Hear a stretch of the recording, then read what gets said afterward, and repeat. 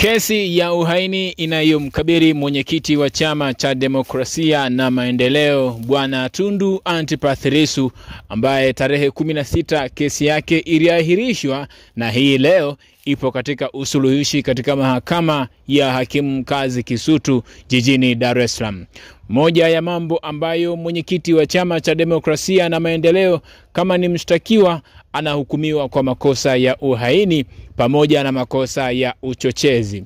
Uhaini ni kuhusiana na kuandaa njama za mapinduzi ambazo hukumu yake ni kunyongwa kwa mujibu wa sheria ya Tanzania. Pamoja na uchochezi ni katika mitandao ya kijamii ambapo Tundu Antipas Lissu anahukumiwa kwa kuchapisha taarifa za uongo zilizoambatana na masuala ya uchochezi.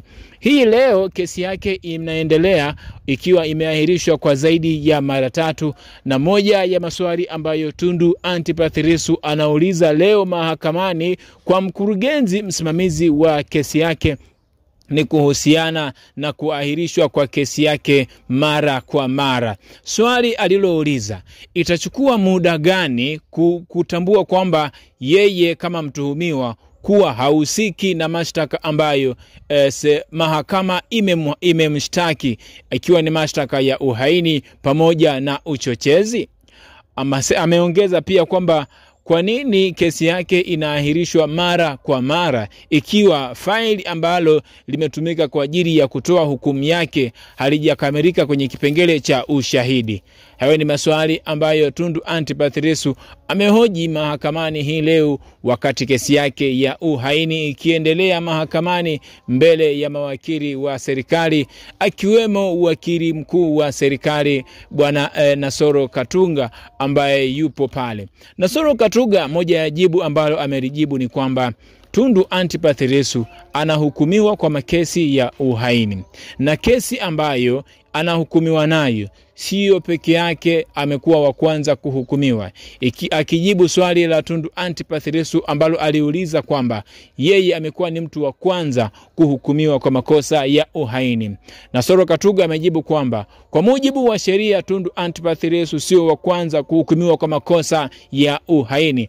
Hayo ni mabishano ya hoja ambayo yalikuwa yakiendelea mahakamani kwa hii leo, huku Tundu Antipas Lissu akimaliza kwa kusema kesi yake haoni maana ya kuahirishwa mara kwa mara. Ikiwa kwenye kesi hii leo wamepitia faili lote, wameona kipengele cha ushahidi kwa upande wa jamhuri hakijakamilika, faili limekosa ushahidi. Na moja ya matukio ambayo yameonekana kuweka ukakasi kwenye haki upatikanaji wake kwenye kesi ya inayomkabili Tundu Antipas Lissu mahakamani Kisutu ni ubaguzi wa wanachama wa Chama cha Demokrasia na Maendeleo kuhusu kushiriki kusikiliza kesi ya inayomkabili mwenyekiti wao. Kwa mujibu wa sheria ya Tanzania, wananchi wanaruhusiwa kuingia kusikiliza kesi yoyote mahakamani ili kujifunza.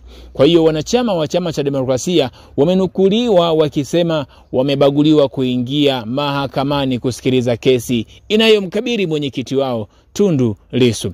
Moja ya kitu ambacho kingine kinaendelea ni kuhusiana na yeye kufungwa mahakamani, kuhifadhiwa sehemu ambapo wanahifadhiwa watu ambao tayari wamehukumiwa kunyongwa. Kwa mujibu wa sheria ya Tanzania, anayehifadhiwa kunyongwa ni yule ambaye mahakama imemhukumu kifo kutokana na kesi ambayo ilikuwa inamkabili.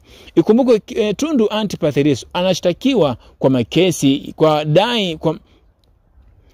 Ikumbuke Tundu Antipas Lissu anashtakiwa kwa madai kwamba amefanya makosa ya uhaini, lakini bado mahakama haijatoa hukumu kwamba Tundu Antipas Lissu makosa yake ni hukumu ya kunyongwa. Kesi bado inaendelea. Anayehifadhiwa sehemu ya watu wanaostahili kunyongwa ni yule ambaye mahakama imemhukumu kunyongwa. Hayo ni moja ya mashtaka ambayo Tundu Antipas Lissu aliyawasilisha kwenye kesi ya tarehe 26. Hii leo amewakilisha kwa nini kesi yake inaahirishwa mara kwa mara. Endelea kufuatilia Flow Updates, itakuletea yote yanayojiri huko mahakamani Kisutu yakiendelea katika kumhukumu Tundu Antipas Antipath Lissu kama mwenyekiti wa Chama cha Demokrasia na Maendeleo kwa makosa ya uhaini na makosa ya uchochezi. Subscribe, comment, like, share, bonyeza alama ya kengele. Shout out kwako.